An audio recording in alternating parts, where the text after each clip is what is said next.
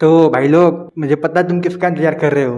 लेकिन मैं इसमें हालात इतने बुरे थे कि मैं लुकिजम तक कवर नहीं कर पाया। बताओ, लुकिजम में इतना बेहतरीन आर्क चल रही है, मैं उसको कवर करना भूल गया, मैं कर ही नहीं पाया। तो मानवा के फिल्म भाई थोड़ा हार्ड तो है, तो इसलिए मैंने सोचा थोड़ा इसी को देख लो। चिंता मत करो, मानवा भी आ रही है जल्दी जल्दी।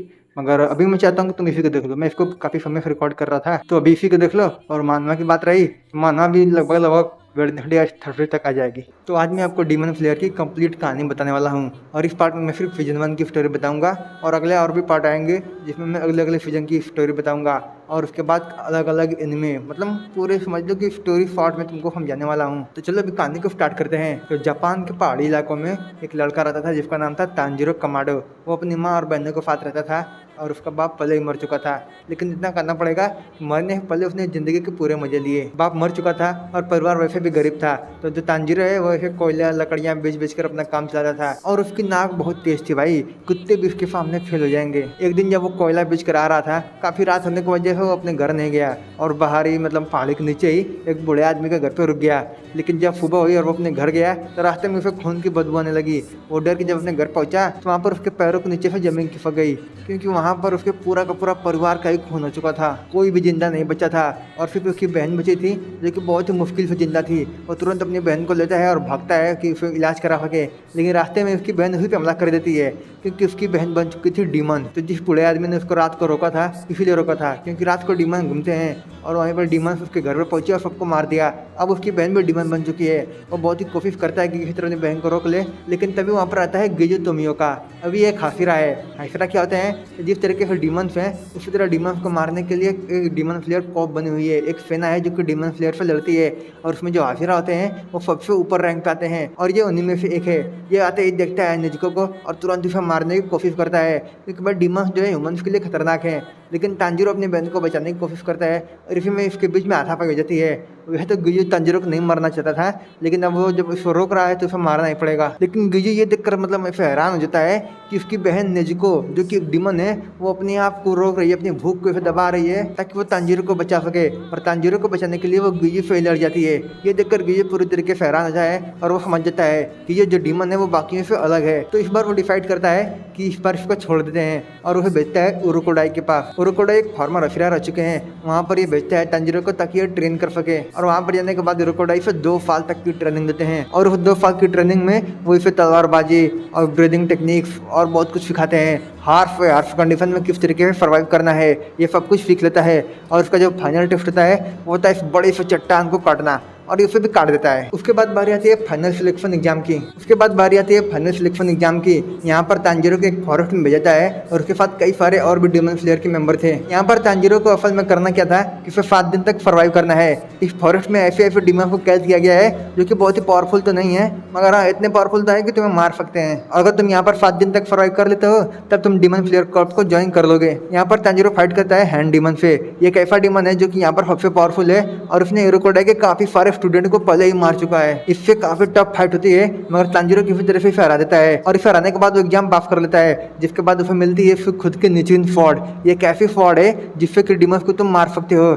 और फिर मिलता है इसको काफुगाई कौवा। ये ऐसा कौवा है जो कि मैसेंजर की तरह काम करता है और फिर मिशन देता है। उसके बाद तांजिरो को मिलता है उसका अगला मिशन, जहाँ पर उसे एक गाँव में जाना था, जहाँ पर डीमंस जो है वो लड़कियों को अगवा कर रहे थे। वहाँ पर भी थोड़ा बहुत इसको स्ट्रगल करना पड़ता है, लेकिन फिर भी ये जीत जाता है। उसके बाद ये जाता है अफाकुफा फेयर में, जहाँ पर इसे पहली बार मुलाकात होती है मुजान किबुत्सुजी से। हाँ, यहाँ पर उसे अपने नाक की मदद से समझ लिया था कि जिस बंदे ने इसके परिवार को मारा है और यहाँ पर जो बंदा घूम रहा है उन दोनों की माँ एक ही है, तो ये समझ गया था कि यही है मुजान किबुत्सुजी। लेकिन इसी के देखकर बहुत ही हैरानी होती है कि बंदा यहाँ पर ऐसे पुराने विलन की तरह नहीं है कि अलग ही एरिया में बैठा हुआ है, उसके पूरे तरह फौज के साथ में नहीं, यहाँ पर पूरा अपने परिवार के साथ में बंदा वाला इंसानों के बीच में रह रहा है। ऊपर पूरा अपने परिवार बना के रखा है, उसकी खुद का बेटा बेटी बहू पत्नी सब कुछ है। मुजान भी तांजिरो को देख लेता है, और वो देखता है इसके कानों में हना फूडा इयरिंग, और इसे देखकर उसके फ्लैशबैक आता है, और उस फ्लैशबैक को याद करते इसकी गांड फट जाती है। बंदा इतना डर जाता है कि वहाँ पर खुद को बचाने के लिए इसने तुरंत एक इनोसेंट आदमी को डीमन बना दिया और डीमन बनाकर वहाँ पे खुद को गायब कर दिया। मतलब इसके मन में एक बार भी दया नहीं आई। समझ जाओ कि विलन बहुत ही ओपी है। इसी आर्क में तांजीरो मिलता है तमाजो और यूसुरो से। ये दोनों भी डीमंस हैं, लेकिन ये ऐसे ब्लड थर्स्टी नहीं है।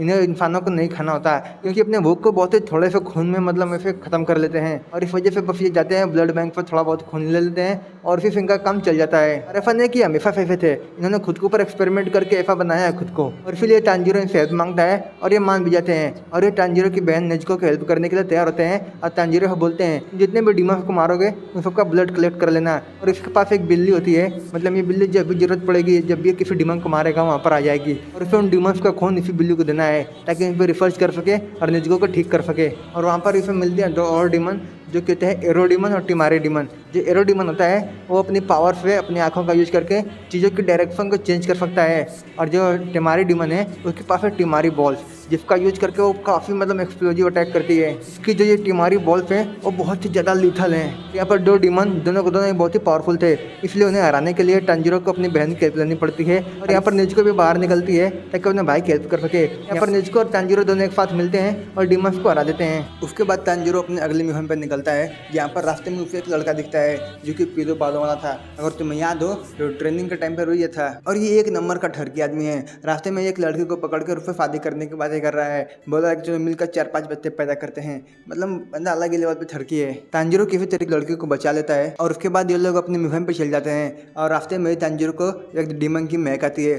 भाई वो डीमन इतना खतरनाक था कि उसके जितने पास जा रहे थे उन लोगों को इतना इसकी पावर महसूस हो रही थी। और ये लोग पहुंचते हैं घर के बाहर और उस घर के अंदर ही डीमन है इतना इन्हें पता चल जाता है। और हमें यहाँ पर पता चलता है कि जो जेनेत्सु है उसके कान बहुत ही तेज हैं। मतलब तांजीरो के नाक तेज है और जेनेत्सु के कान। और हम देखते हैं कि घर के बाहर ही 2 बच्चे पड़े हुए हैं जिसका कि एक भाई है बड़ा, जिसे कि डीमंस पकड़कर अंदर ले गए हैं और ये लोग वादा करते हैं कि हम तुम्हारे भाई को बचा लेंगे।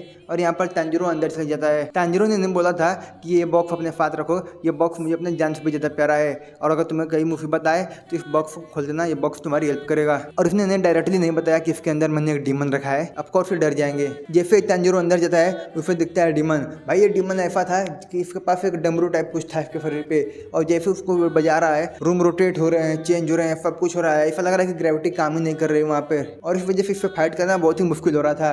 तभी तांजीरो को पता चलता है कि वो सारे बच्चे और जेनेत्सु वो सारे भी अंदर आ चुके हैं। बच्चे बोलते हैं कि तुम्हारे बॉक्स में बहुत ही अजीब अजीब आवाज़ें आ रही हैं, इस वजह से हम डर गए थे और अंदर आ गए। अंदर ये लोग घूम रहे होते हैं तभी रूम चेंज होता है और सारे अलग अलग हो जाते हैं। और यहाँ पर जेनेत्सु एक रूम में जाता है जहाँ पर उसे एक अजीब सा लड़का दिखता है जिसका शरीर तो इंसानों का था मगर उसका फर सुअर का था। और जैसे वो लड़का तेजी से चिल्लाता है जेनेत्सु डर के मारे वहाँ से भागने लगता है और हमें पता चलता है कि जो लड़का है ये खुद भी एक डीमन स्लेयर है। तांजीरो को इन दोनों लड़कों का भाई मिलता है और वो बताता है जब वो डीमन इसे यहाँ पर लाए थे तो वो आपस में ही लड़ने लगे कि इसे कौन खाएगा।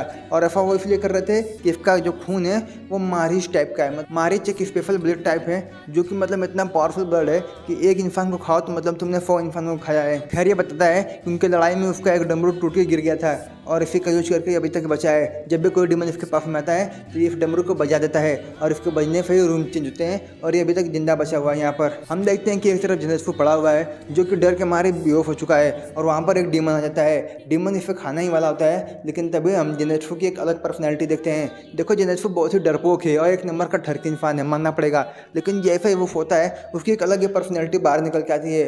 इतनी पावरफुल पर्सनैलिटी होती है ये कि सारे डीमन डरने लगते हैं उससे। अलग अलग तरीके की ब्रीदिंग टेक्निक होती हैं और हर टेक्निक में कई सारे फॉर्म होते हैं। लेकिन जो जेनेत्सु है वो यूज करता है ठंडा ब्रीदिंग और फिर उसका सिर्फ फर्स्ट फॉर्म ही आता है। उससे ज़्यादा वो कभी सीख ही नहीं पाया लेकिन उसने फर्स्ट फॉर्म को इतना परफेक्टली मास्टर किया हुआ है उसको इतना अच्छी तरीके से यूज करता है कि उससे बेहतर कोई भी फर्स्ट फॉर्म को यूज कर ही नहीं सकता। और जैसे जेनेत्सु खड़ा होता है एक झटके के अंदर वो डीमन के गर्दन को उड़ा देता है। मतलब पलक भी झपकने का टाइम नहीं मिलता किसी को वहाँ पर। और उसे मारने के बाद उसकी नींद भी टूट जाती है और उसके बाद फिर वही गोफी जेनेत्सु हो जाता है, डरने लगता है। और दूसरी तरफ हम देखते हैं नुस्खे को जो कि रास्ते में कोई भी डीमन आ रहा है भाई कदम इसे खचर खचर काटे जा रहा है इसे। और ऊपर से फाले की तलवार भी कैसी है देख रहे हो। ऐसा लग रहा है कि डीमन को जानबूझ कर ये तड़पा के ही मारना चाहता है। तांजीरो भी काफी स्ट्रगल करता है मगर वो भी इस डीमन को हरा देता है। और जब तांजीरो रूम से बाहर आता है तो वो देखता है कि इनुफुके ने जेनेत्सु को खूब ज्यादा पीट दिया है। असल में यहाँ पर हुआ ऐसा है कि जैसे इनुफुके ने बॉक्स को देखा उसे पता चल गया कि इसके अंदर एक डीमन है और वो चला गया उस बॉक्स के अंदर नेजुको को मारने के लिए। लेकिन वहाँ पर जेनेत्सु था, उसने सुना था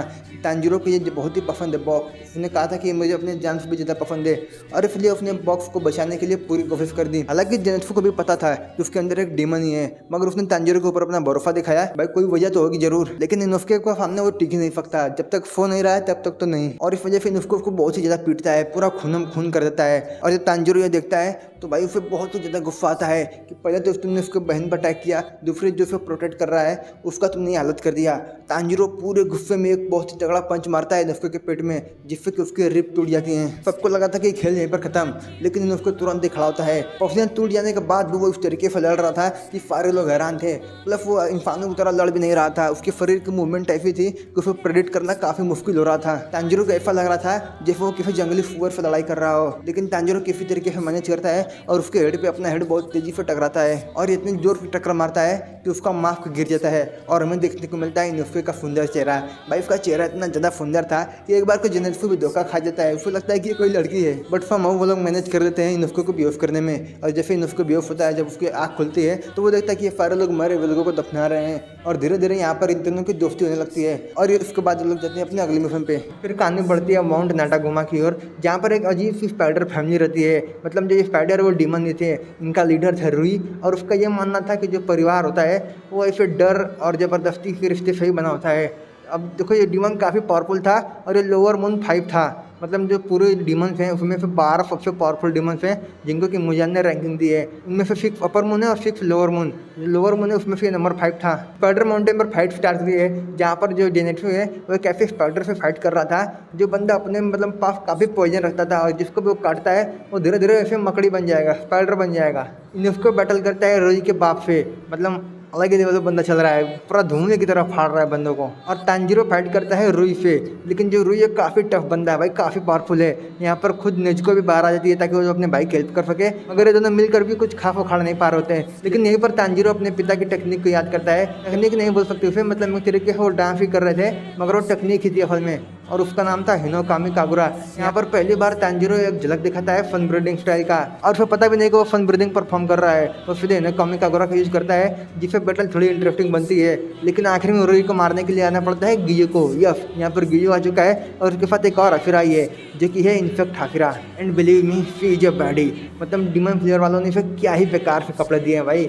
अगर इसका यूनिफॉर्म ऐसा नहीं होता तो मतलब मैं बता रहा हूँ, जब मैं अपनी रिसर्च कर रहा था वहाँ, अब तुम पूछा मत मैं क्या रिसर्च कर रहा था, लेकिन वहाँ पर मुझे दिखा इसका ये यूनिफॉर्म। अगर इस यूनिफॉर्म में ये होती ना भाई, बता रहा हूँ इसकी मौज मिलियंस में कमा रही है, बिलियंस में कमाती है। सोचो जरा, ऐसे यूनिफॉर्म में आ रही है फिनोबु तुम्हारे पास, डीमन से फाइट कर रही है अपने इस यूनिफॉर्म में, बिलियन पैसे लोग ऐसे खर्च कर देते, मगर ये दोनों मिलकर यहाँ पर पूरा सब कुछ संभाल लेते हैं। और उसके बाद तांजीरो और उसकी बहन को लेकर जाते हैं ये लोग हेडक्वार्टर में, डीमन फ्लेयर के हेडक्वार्टर में जाते हैं वहाँ पर, और वहाँ पर हमें सारे के सारे अफिरा देखने को मिलते हैं। और वहाँ पर हमें देखने को मिलती है love Hashira Mitsuri, she is the real baddie. Plus इसे डीमन फ्लेयर वालों ने काफ़ी बेहतरीन इसको यूनिफॉर्म भी दी है भाई, इसके यूनिफॉर्म मुझे कोई कंप्लेन ही नहीं है। और आगे जाकर इसका ऐसा सीन भी है जो कि पूरे के पूरे शो को देखने का मजा ही बढ़ा देता है। यहाँ पर जितने भी अफिरा थे उसमें कुछ ऐसे थे जो कि नेजुको को मारना चाहते थे, लेकिन कुछ ऐसे थे जो कि न्यूट्रल थे, मतलब मारो ना मारो उनसे कुछ ऐसा ज़्यादा फर्क नहीं पड़ता था।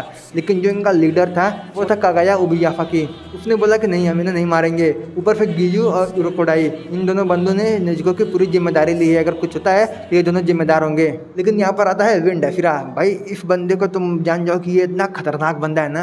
पहली बात तो ये बहुत ही ज़्यादा लीथल तरीके से मारता है बंदों को, ऐसे मारता है कि साले मरने के बाद स्वर्ग में जाते हैं, वहाँ पर भी इसके नाम से डरते हैं वो लोग। इसी से तुम समझ लो कि कितना खतरनाक बंदा है। और ये नेजुको को टेस्ट करने के लिए उसे स्टैब कर देता है, उसके शरीर में कई बार तलवार घुसाता है, अपना खून ऐसे काट कर उसके सामने गिराता है ताकि वो ऐसे अपने भूख पे काबू न कर पाए और अपना डीमन नेचर बाहर निकाले। और इस वजह से जैसे वो डीमन नेचर बाहर निकालेगी वो लोग इसे मार देंगे, मगर वो अपने आप पे काबू कर लेती है और यहाँ पर डिसाइड हो जाता है कि वो लोग इसे नहीं मारने वाले। सीजन के एंड में हमें देखने को मिलता है कि मुजान जो है वो काफ़ी गुस्सा हो चुका है लोअर मून पर, क्योंकि उन्होंने मतलब उसकी नाक कटा दी हार कर। इस वजह से गुस्से में जितने भी लोअर मून थे उन्होंने सबको खुद ही मार दिया उस बंदे ने, सिर्फ एक को छोड़कर जो कि था एनमू, और उसे अपना कुछ और भी ब्लड दे दिया ताकि वो और पावरफुल हो सके। हम देखते हैं किधर जेनेत्सु, इनोसुके और तांजीरो ये तीनों के तीनों तैयार है अपने अगले मिशन पे जाने के लिए, और इस बार इन दोनों को एक साथ एक ही मिशन पे जाना है जो कि है मुगेन ट्रेन। और उसके बाद यहीं पर ये सीजन खत्म हो जाता है। अब अगला सीजन का इंतजार करो, तो मैं जल्दी वीडियो लाऊंगा, और पहले अपनी ये मानवा खत्म करता हूँ भाई, तुम लोग इसका इंतजार कर रहे हो मुझे पता है। तो मिलते हैं तुमसे नेक्स्ट वीडियो में, तब तक के लिए तुम इन मानवा को चेक कर सकते हो अगर तुमने अभी तक देखा नहीं है तो। और पहले ही बता दूँ ईयरफोन लगा के चेक करना।